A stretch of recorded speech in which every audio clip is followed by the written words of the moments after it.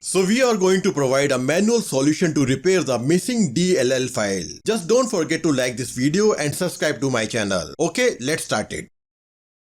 First of all, you'll have to understand why this problem is occurring on your computer. The reason could be anything. For example, if you have recently uninstalled any software or game application from your computer, or maybe you have recently updated the system. But whatever the reason, this problem is really very annoying. And if you are going to download this DLL file from any downloading website, then your problem may go worse than ever. Basically, this is a Windows DLL file and you don't need to get it from anywhere. So don't download this DLL file from any unknown sources.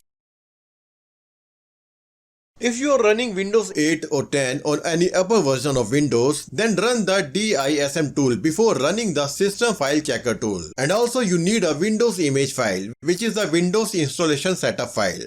Now go to Start, type cmd.exe and open it. Type this command.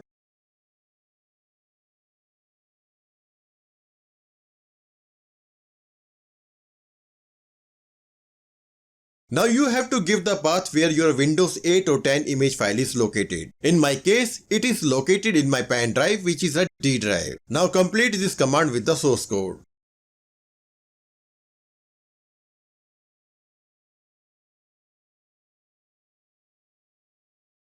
Please remember, D is representing the drive where the Windows setup is located, so you have to change it as per your drive. Now press enter and wait for finish. After finishing the scan, restart your PC. If you are running Windows 7 or Windows Vista on your computer, then you have to type only this code and press enter. Wait for the finish and restart your PC.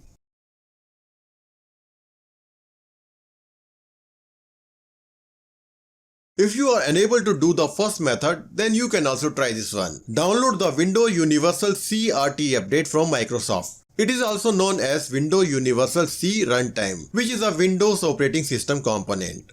So try this one. This update will apply to the following operating systems. Select your operating system and download the update.